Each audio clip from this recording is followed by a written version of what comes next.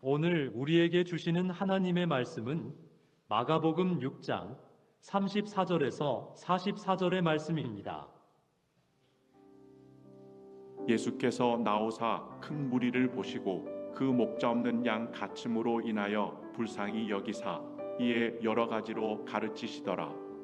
때가 저물어가매 제자들이 예수께 나와 여짜오되 이곳은 빈들이요 날도 저물어가니 무리를 보내어 두루촌과 마을로 가서 무엇을 사 먹게 하옵소서. 대답하여 이르시되 너희가 먹을 것을 주라 하시니 여짜오되 우리가 가서 200데나리온의 떡을 사다 먹이리이까. 이르시되 너희에게 떡 몇 개나 있는지 가서 보라 하시니 알아보고 이르되 떡 5개와 물고기 2마리가 있더이다 하거늘 제자들에게 명하사 그 모든 사람으로 때를 지어 푸른 잔디 위에 앉게 하시니 때로 100명씩 또는 50명씩 앉은지라. 예수께서 떡 5개와 물고기 2마리를 가지사 하늘을 우러러 축사하시고 떡을 떼어 제자들에게 주어 사람들에게 나누어 주게 하시고 또 물고기 2마리도 모든 사람에게 나누시매 다 배불리 먹고 남은 떡 조각과 물고기를 12바구니에 차게 거두었으며 떡을 먹은 남자는 5,000명이었더라. 아멘. 기쁘고 감사한 주님의 날이죠. 늘 예배 자리를 지키시는 여러분이 주님께서 찾으시는 한 사람이 되는 줄 믿습니다. 오늘 본문은 오병이어의 기적이에요. 우리가 교회 학교 때부터 많이 듣던 이야기죠.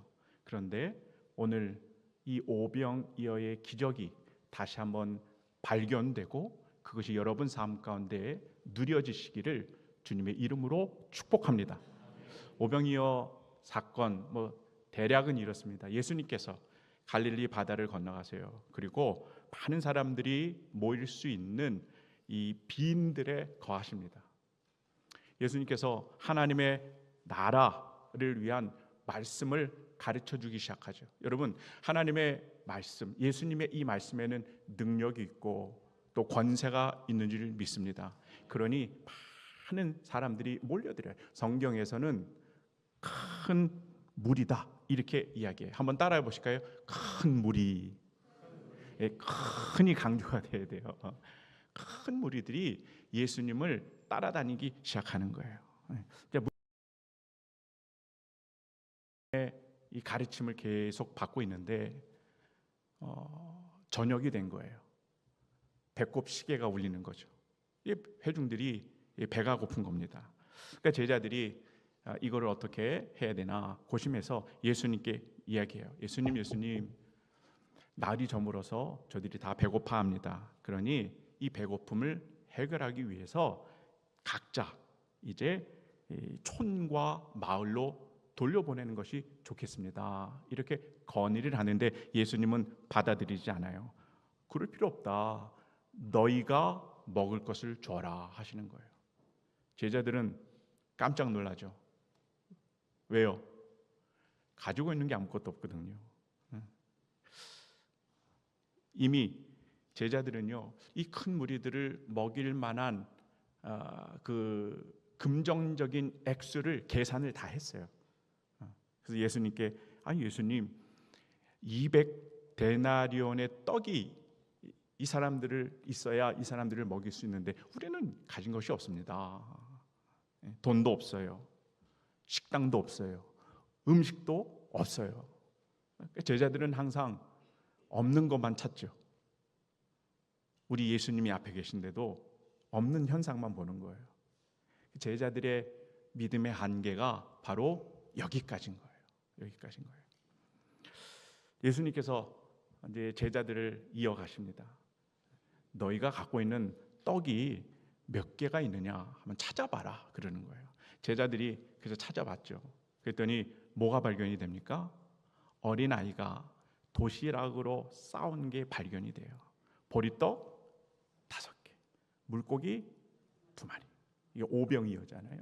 그게 발견이 돼요. 그러냐? 예수님께서 그걸 받으세요.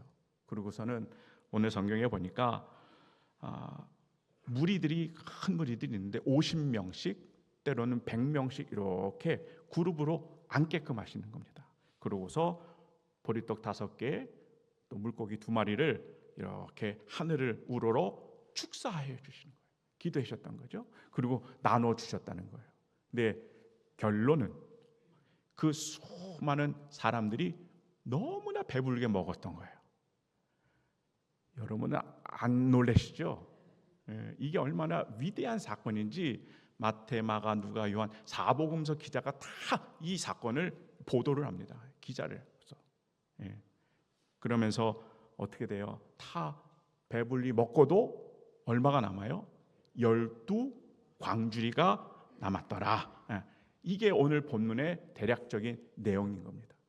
여러분, 제가 사실 어저께 보통 주일 준비를 하면 적어도 한 저녁 7시나 8시에 끝나거든요.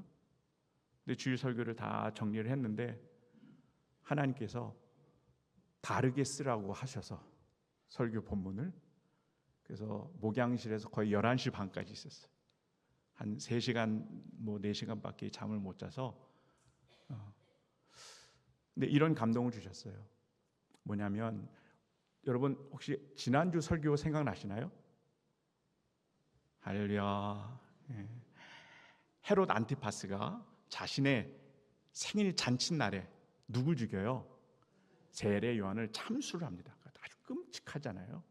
참수를 하는 그 이야기가 전했습니다. 근데 오늘 본문은 오병이어의 기적의 사건이에요. 이 두 사건, 그것이 서로 이렇게 맞물려 있다는 거예요. 무슨 사건하고? 헤롯 안티파스의 잔칫날에 세례 요한을 죽인 사건과 오병이어의 기적이 서로 이렇게 만났어요. 여러분, 이렇게 만난 것은 저자가 쓴 의도일까요? 아니면 우연일까요? 그렇죠. 의도가 있어서 두 사건을 만나게 한 거예요. 두 사건을. 내용은 이런 것 같아요. 이제 제자들이 예수님에게 제자로서의 훈련을 다 받아요. 그리고 예수님이 제자들에게 매뉴얼도 가르쳐 주셔서 파송을 했잖아요. 매뉴얼대로 사역을 하니까 진짜로 놀라운 일들이 벌어지기 시작하는 거예요. 많은 귀신들이 떠나가고 또 많은 병자들이 고침을 받습니다. 사람들이 박수하면서 환호하죠. 그러면서 집중합니다. 누구에게 집중할까요? 바로 예수님에게 집중하기 시작해요. 도대체 예수가 누구냐? 이 물음이 사복음서를 관통하는 큰 주제이기도 합니다. 예수가 누구냐?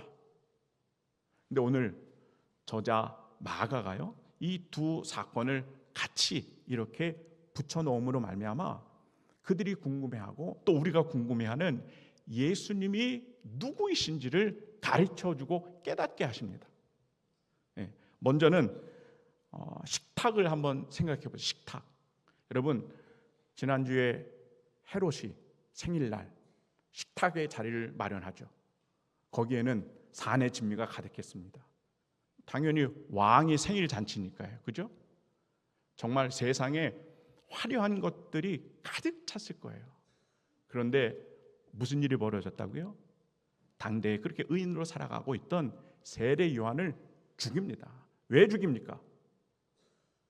자신의 정치적인 야망, 죄된 욕망 때문에 세례 요한을 죽이는 죽음의 자리가 헤롯의 식탁의 자리인 거예요. 자, 반면에 오늘 오병이어인데 오늘도 예수님께서 저와 여러분에게 식탁을 잔치로 초대해 주시는 줄 믿습니다. 그러면 예수님의 식탁은 어떠한 것들이 이루어지느냐? 우리가 요한복음 6장 51절에 현대인의 성경을 한번 다 같이 읽어볼까요? 다 같이 있습니다. 나는 하늘에서 내려온 살아있는 빵이다. 누구든지 이 빵을 먹는 사람은 영원히 살 것이다. 이 빵은 곧 세상의 생명을 위해 주는 내 살이다. 예수님께서 당신 자신을 뭐라고 이야기하세요? 나는 하늘에서 내려온 살아있는 빵이다. 그러니까 이 빵을 너희가 먹어라. 여러분, 먹으면 어떻게 됩니까? 살이 찌나요? 아니죠. 영생을 얻게 되는 줄 믿습니다. 예수 그리스도를 말미암아 그분을 영접하면 영생하는 축복이 선언되는 자리, 그것이 예수님과 함께하는 식탁의 자리인 줄 믿습니다. 여러분의 가정의 식탁의 자리가 헤롯의 죽음의 식탁이 아니라 예수님과 늘 함께하는, 영생이 늘 선포되어지고 그것이 이어져가는 사랑하는 여러분의 가정의 식탁이 되길 주님의 이름으로 축복합니다. 예수님은 이런 분이야 라고 하는 것을 깨우치기 위해서 이 두 사건이 붙여져 있는 거예요. 또 하나, 헤롯이라고 하는 이 세상의 왕을 대표하는 헤롯, 그죠? 근데 하나님의 나라를 대표하는 예수님, 왕, 이 두 왕의 어떠함을 비교하기 시작합니다. 먼저 여러분, 헤롯은 어때요? 말씀드렸죠? 자신이 어렵게 왕위에 올랐어요. 그래서 이 왕의 자리를 지키기 위해서는 세례 요한뿐만 아니라 누구든지 장애물이 되는 사람은 다 숙청시킵니다. 일절 예외가 없어요. 무엇 때문에 그래요? 내 욕심을 충족하기 위해서요. 그 어떤 누구도 내 앞에 서고 내 앞을 가로막는 자들은 다 죽여버리는 게 이 세상의 왕들입니다. 폭력이, 힘이 주도하는 그들의 정치적인 그런 행보를 이야기하고 있는 거예요. 자, 반면에 우리 예수님은 어떨까요? 우리 예수님은 죄인된 우리를 사랑해 주시는 줄 믿습니다. 우리를 사랑해 주셔요. 헤롯이 왕으로 그렇게 삼은 나라는요, 하나님께서 우리를 하나님의 모양과 형상으로 지음을 받은 존귀한 존재인데 그거를 절대 인정하지 않는 거예요. 근데 예수님은 정말 죄인 중에 괴수된 우리들조차도 사랑해 주시는 거예요. 어디까지 사랑하세요? 당신 자신이 우리를 위해서 십자가에 못 박혀 죽으시기까지 우리를 사랑해 주시는 줄 믿습니다. 이게 예수님의 왕 되심의 통치의 내용이고, 또 헤롯 왕이 세상을 대표하는 통치의 원리인, 서로 충돌하는 거죠. 봐라, 예수님은 우리의 왕이 되셔서 세상의 왕과는 다르게 그렇게 끊임없는 십자가의 사랑으로 우리를 품어주신다. 이것을 가르쳐주는 사건입니다. 바르게는 여러분, 여러분의 식탁의 자리가 이 세상의 죽음의 식탁이 아니라, 헤롯의 식탁이 아니라 예수님으로 인하여 늘 영생을 맛보는 식탁의 자리가 되길 축복하고, 또 저와 여러분의 이 마음의 왕의 자리에 헤롯이 아니라 예수님이 왕의 자리에 앉게 하심으로 말미암아 어때요? 그분을 사랑하고 사랑한 그 주님으로 인하여 말씀에 순종하여 정말로 하나님 앞에 참된 제자의 귀한 모습이 되살아나는 귀한 은혜가 있기를 주님의 이름으로 축복합니다. 이것을 이야기하고 있는 게 전체적인 구조가, 그죠? 자, 그러면 조금 더 이 오병이어의 구체적인 사건으로 좀 접어들도록 하겠습니다. 본문을 보면 34절에 아까 말씀드렸죠. 예수님을 따르는데 누가 따라요? 큰 무리가 예수님을 따라가고 있어요. 자, 여기 퀴즈. 이 큰 무리는 몇 명쯤 될까요? 그렇죠. 떡을 받아서 배불리 먹은 분들이 남자만 5,000명이에요. 그러니까 남녀노소 다 합하면 대략 15,000명으로 예상하고 있습니다. 우와, 15,000명이 예수님 한 명을 계속 따라다니는 거예요. 자, 왜 따라다닐까요? 왜? 이게 가장 중요한 겁니다. 이 큰 무리들이 왜 예수님을 따라다니냐? 요한복음 6장 2절에 성경은 분명히 이유를 제시하고 있어요. 한번 다 같이 읽어봅니다. 6장 2절입니다. 시작. 큰 무리가 따르니 이는 병자들에게 행하시는 표적을 보았음이러라. 아멘. 예수님을 따라다니는 이 15,000명의 큰 무리가 예수님이 병든 자를 고치고 기적을 일으키시는 그 모습에 집중하면서 따라다닌다는 거예요. 여러분, 이것도 귀한 거지만 조금 아쉬움이 많이 남아요. 왜 아쉬움이 남느냐? 기적은 보고 예수님께서 이루시는 능력은 보지만 예수님 자체에는 관심이 없는 거예요. 관심이 없는 거예요. 그러니까 이 큰 무리들에게 예수님은 하나님의 아들이십니다, 예수님은 메시아가 되십니다, 여기에는 관심이 없어요. 뭐가 관심 있어요? 그들의 눈에는 기적을 베푸시는 예수님에게만 관심이 있는 거예요. 그러니까 너무나 중요한 걸 놓쳐버립니다. 정말 안타깝죠. 아니, 우리 예수님이 바로 눈앞에 있는데, 그죠? 진짜 중요한 걸 구분을 못해요. 어느 한 선교사님이 계셨다고 그래요.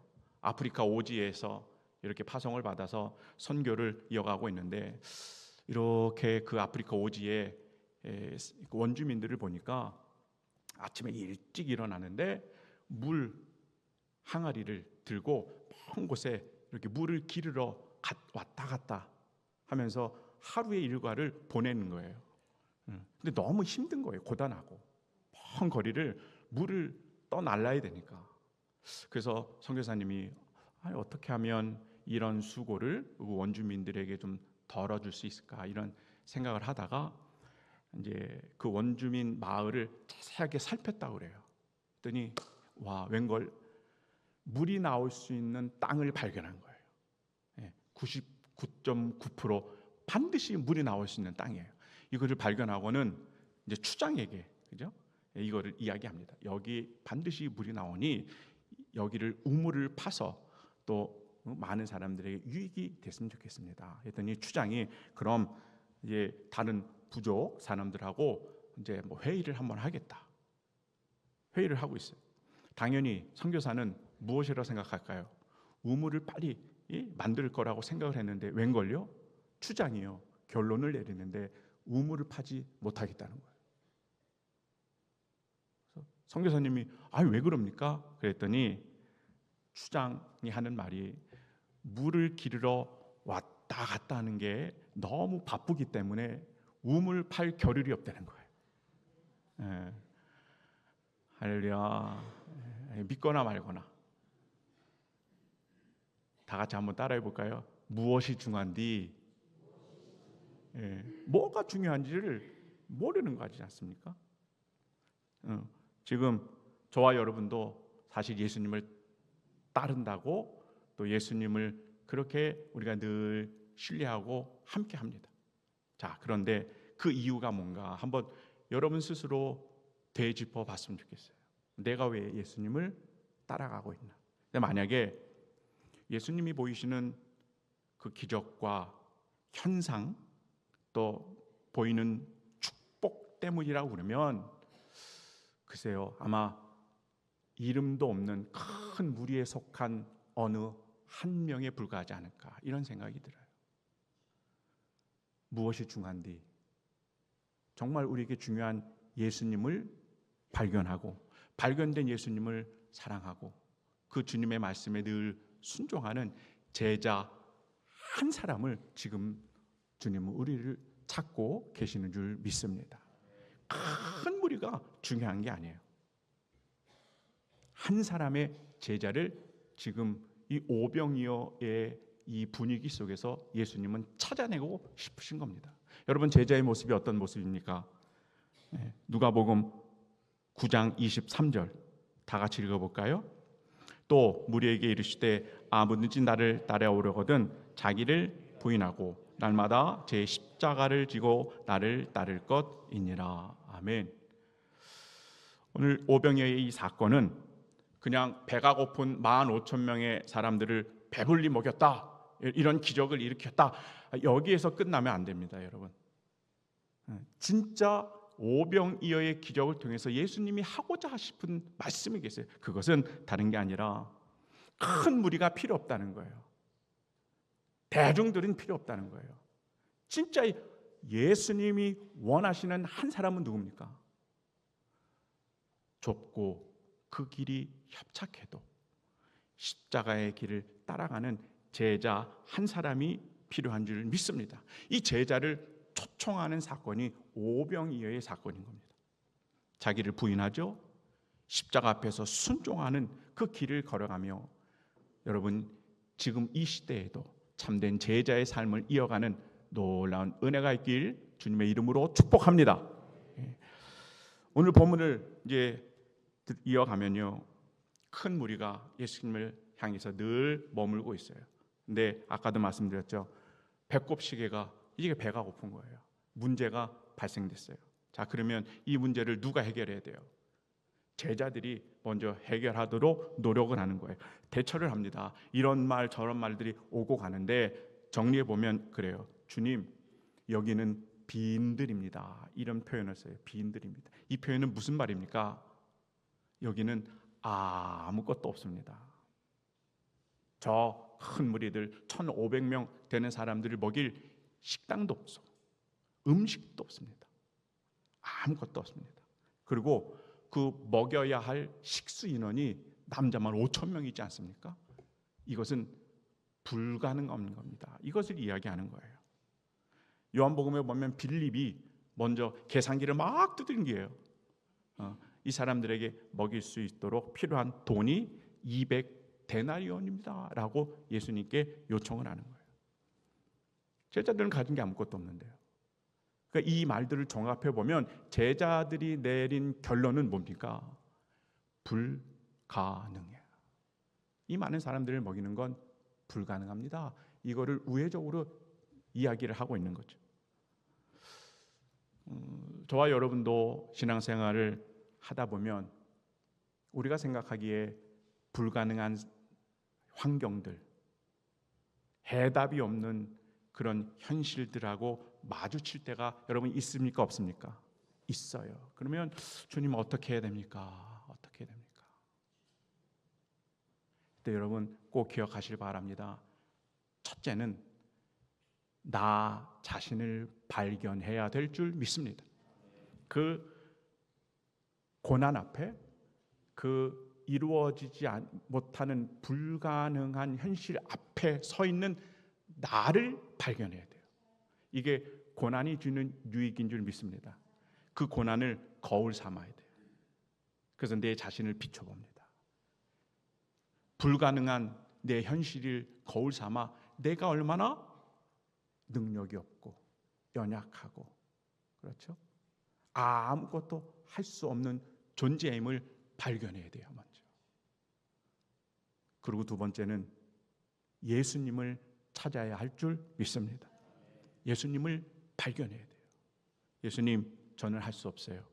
내 힘으로 우리 가정 자녀, 우리 자손들 어찌할 수가 없습니다.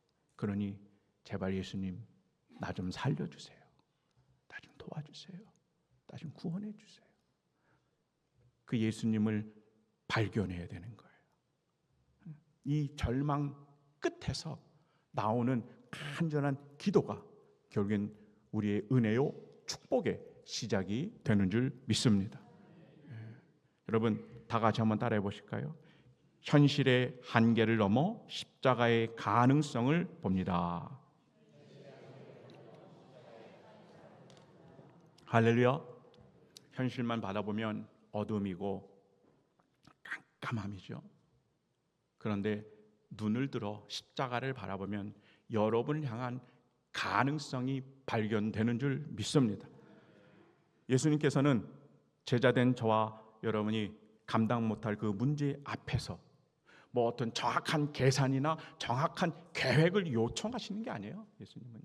무엇을 이야기하십니까? 불가능한 현실이지만 그 현실 속에서 십자가를 붙잡아다오. 할렐루야. 이 십자가를 붙잡는 그 믿음 가운데 우리에게 모든 것을 다시 소망 가운데 이루어 주실 주님을 발견하는 여러분 되길 주님의 이름으로 축복합니다. 이렇게 제자들이 자신의 한계 속에 gat혀 있어요. 근데 이거 누군가 깨뜨려 줘야 되잖아요. 나 스스로 깨칠 수 없으니까 그래서 우리 예수님이 일하세요. 예수님께서 이제 간섭하기 시작하는 거예요. 이게 41절에 보면 오병이어를 축사하셨다 이렇게 기록하는데 이거 조금 더 풀어보도록 하겠습니다. 요한복음 6장 11절 현대인의 성경인데 다 같이 한번 읽어봅니다. 예수님은 그 빵을 받아 들고 감사 기도를 드리신 다음 앉은 사람들에게 원하는 대로 나누어 주시고 또 물고기도 그렇게 하셨다. 아멘. 제자들에게는 불가능한 현실, 그 한 복판에서 예수님은 지금 뭐 하고 계십니까? 다 같이 한번 따라해 보실까요? 감사하셨습니다. 다시 한번요. 감사하셨습니다. 여러분 한번 상상해 보세요. 이 대목에 예수님이 지금 감사하는 상황이 맞습니까?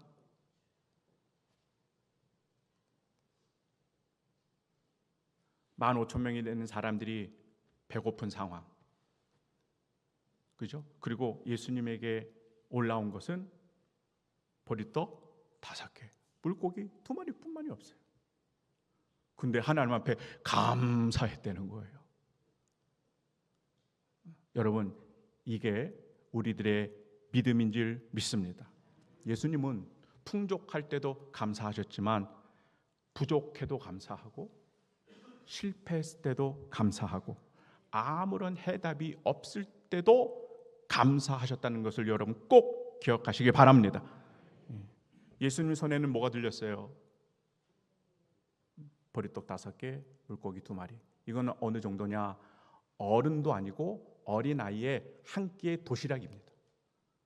그러니까 수많은 군중들을 먹일 수 있는 거는 전혀 안 돼요. 정말 보잘것없는 겁니다. 보잘것없는 거예요. 그런데 이것이 예수님 손에 받쳐졌고 흠양되어졌고 예수님께서는 그것으로 하늘을 우러러 감사 기도를 하셨어요. 그 다음에 떼어서 주었더니 어떻게 됩니까? 그 15,000명이나 된 사람들이 배불리 먹고도 12광주리가 남았더라. 할렐루야. 여러분, 그러면 기적이 먼저입니까?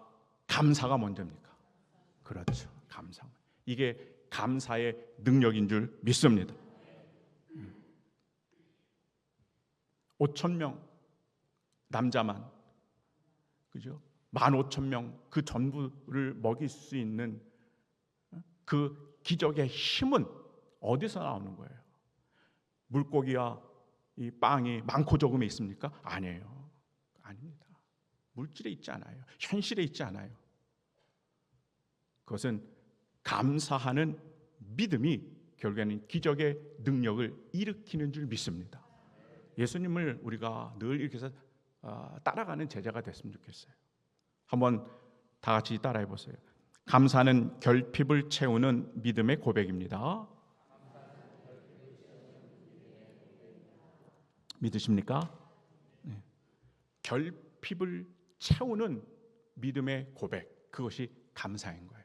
결핍이 채워져서 감사하는 게 아니라 먼저 감사하는 이 믿음이 있으면 우리들의 빈자리에 하나님께서 놀라운 것들을 채워주실 줄 믿습니다. 요 근래에 어떤 환우 성도님이 수술을 앞뒀는데 밤늦게 저를 찾아오셨어요. 네, 요점은 뭐냐면요, 감사 헌금을 가지고 오셨어요. 보통은 수술을 하고 완쾌되면 감사 헌금을 드리죠. 근데 이분은 거꾸로예요. 수술하기도 전에 여전히 내 몸이 아픈데 감사 헌금을 먼저 드리시더라고요. 우리가 오늘 고백한 대로 감사는 결핍을 채우는 믿음의 고백이라 했잖아요. 그래서 저는 그분하고 미팅을 갖고 함께 기도하면서 확신이 들었어요. 이 성도님의 건강의 결핍은 반드시 채워질 줄 믿습니다. 담임 목사로서 그 감사의 고백이, 그 능력이 발휘된다는 것을 믿어 의심하지 않았습니다.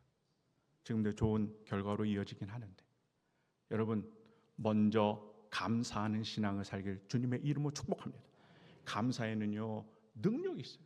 에이, 감사는 선택입니다. 아닙니다. 절대 아닙니다. 11월 특세 때도 제가 잠깐 말씀드렸죠. 10명의 나병 환자를, 한센병 환자를 고쳤는데 한 사람만이 예수님께 감사했어요. 감사했더니 어떻게 됩니까?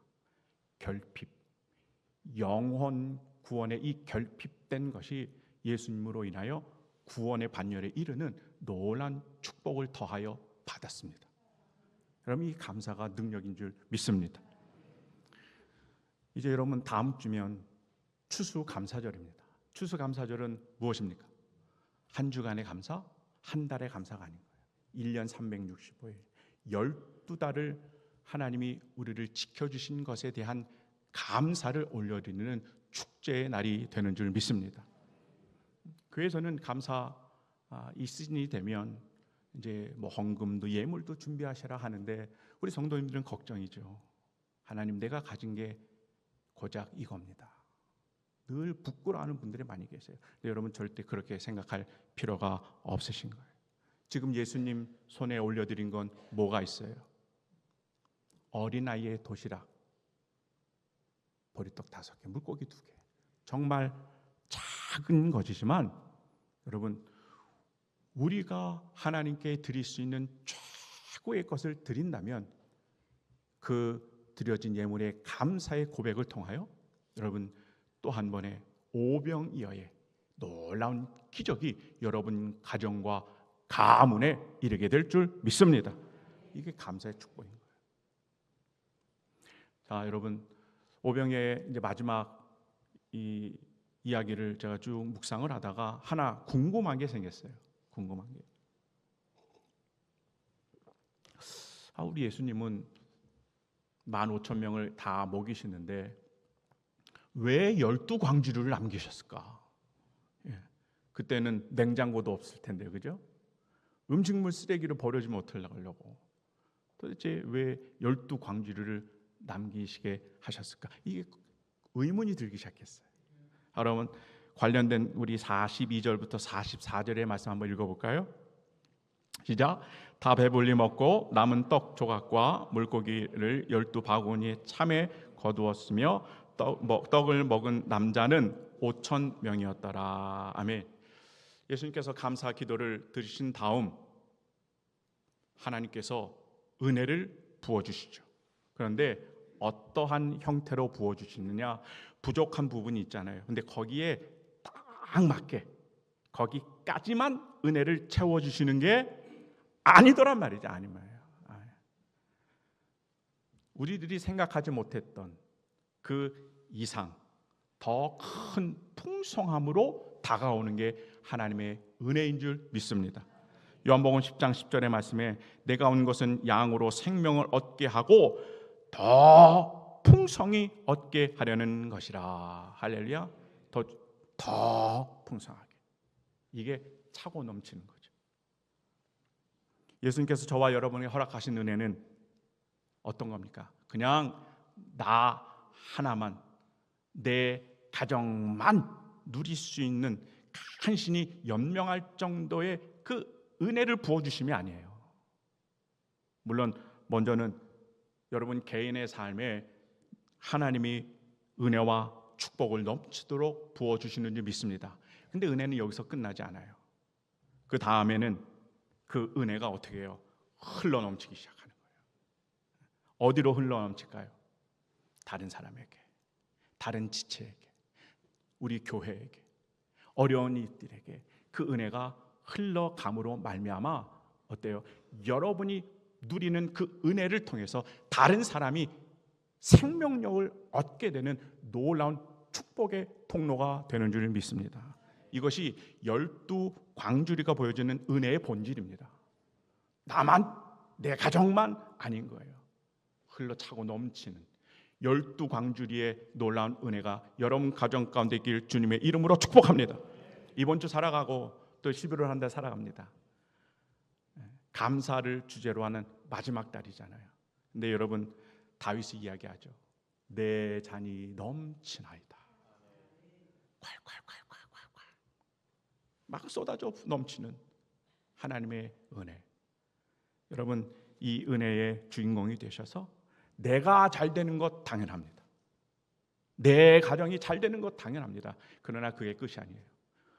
흘러넘치는 주님의 은혜와 축복으로 말미암아 가정, 교회, 이웃들에게 여러분 12광주리에 차고 넘치는 이 은혜를 다 흘려보낼 수 있는 축복의 통로에 그 은혜로 살아가시는 사랑하는 하북의 모든 권속들이 되길 주님의 이름으로 축복합니다. 주신 말씀 생각하시면서 함께 또 공동 기도문을 또 함께 올려드리도록 하겠습니다.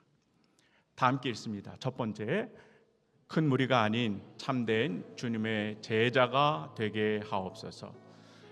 기적을 구하며 따르던 무리에서 벗어나 주님 자신을 사랑하는 참된 제자가 되기를 원합니다. 자기를 부인하고 날마다 십자가를 지며 주님을 따르라는 말씀을 마음에 새깁니다.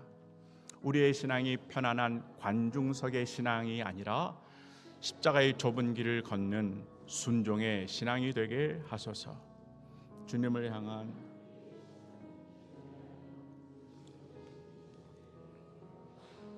삶의 자리마다 제자의 향기를 드러내게 하옵소서. 두 번째입니다.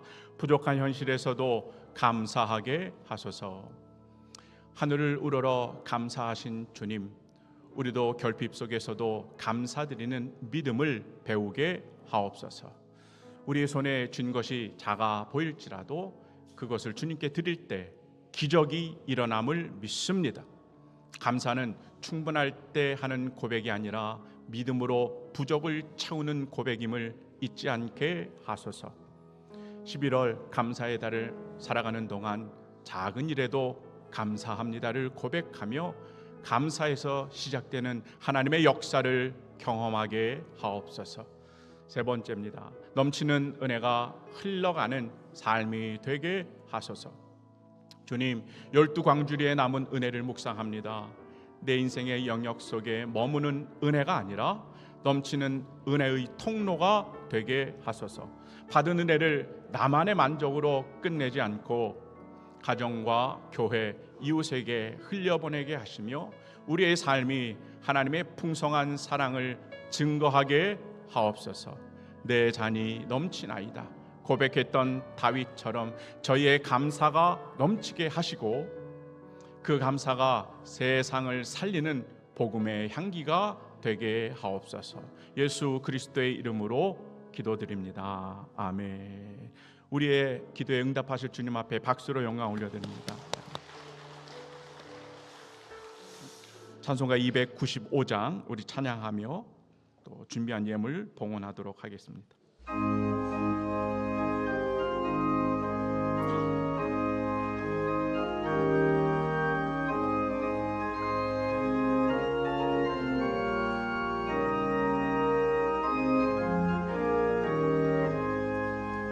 큰 죄에 빠진 나를 주 예수 건지사 그 넓은 품에 다시 부으신 은혜는 저 바다보다 깊고 저 하늘보다 높다.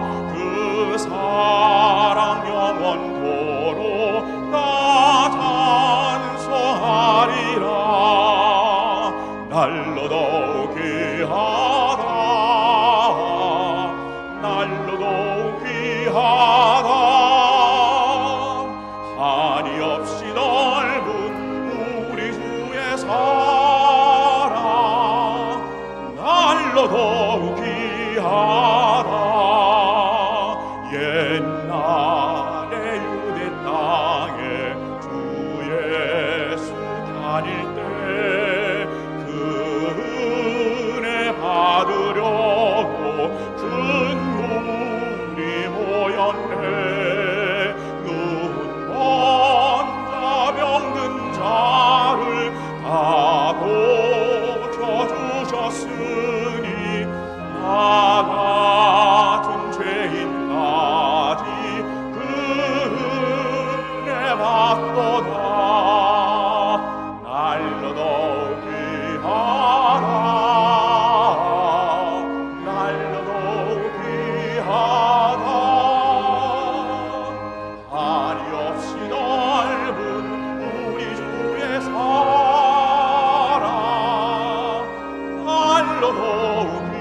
하라.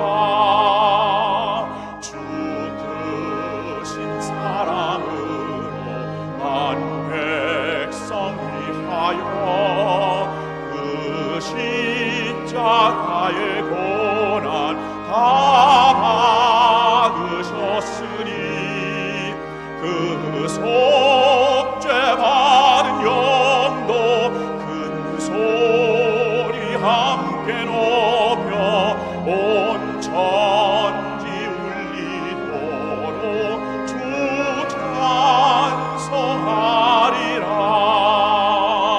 날로 더욱 귀하라. 날로 더욱 귀하라.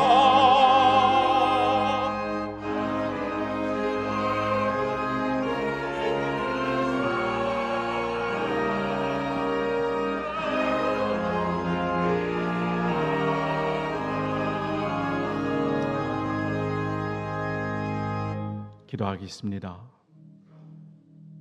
만복의 근원이 되시는 하나님, 한 주간에 주님께서 함께 하신 그 은혜와 축복을 기억하며 감사와 기쁨 그리고 기도의 제목을 담아 예물을 봉헌합니다.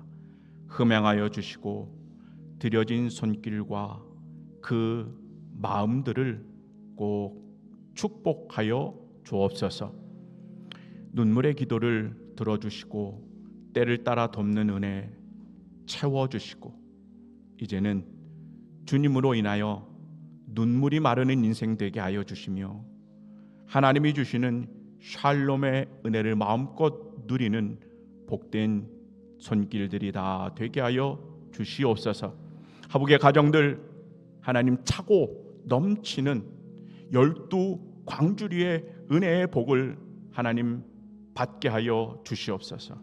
주님이 목자가 되어 주셔서 부족함이 없도록 인도하여 주시고 가정의 부부와 사랑의 관계가 견고하게 하여 주시고 자녀들에게는 하늘의 지혜와 순결하고 거룩한 믿음의 영성을 더하여 주시옵시며 우리 하북의 가정들마다 하나님의 임재가 늘 머물며 작은 성전이 되게 하여 주시고 특별히 하나님 식탁에 감사와 예배와 하나님의 영광이 끊이지 아니하는 복된 은혜를 허락하여 주시옵소서. 어려운 시대를 이어가는 하북의 기업들 일터들을 하나님 꼭 기억해 주시기를 원합니다. 수고한 그 손길 위에 하나님 열매를 맺는 복이 임하게 하여 주시옵소서. 불의한 재물이 아니라 정직한 손의 수고로 하나님 복을 얻게 하여 주시되 30배, 60배, 100배가 누려지게 하여 주옵소서. 일터마다 은혜의 단비가 부어지길 원합니다. 닫힌 문들이 열려지길 원합니다. 하나님 메마른 곳에 물질과 이익과 수입이 창출되어 샘물이 솟아나는 기쁨이 누려지는 귀한 하나님의 기업이 되게 하여 주시옵소서. 드린 손길 감사가 끊어지지 아니하는 풍성한 삶의 인도로 축복으로 함께하여 주시며 우리의 목자 되신 예수님의 이름으로 간절히 축복하며 기도하옵나이다. 아멘.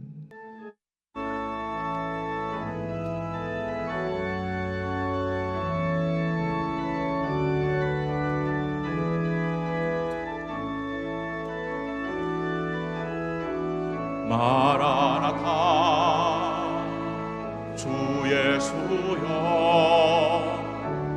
어서 오시옵소서. 땅의 모든 끝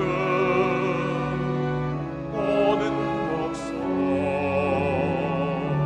주를 찬송하게 하소서. 아멘. 마라나타 주 예수여 어서 오시옵소서. 모든 열망이 주께 돌아와 춤추며 경배하게 하소서.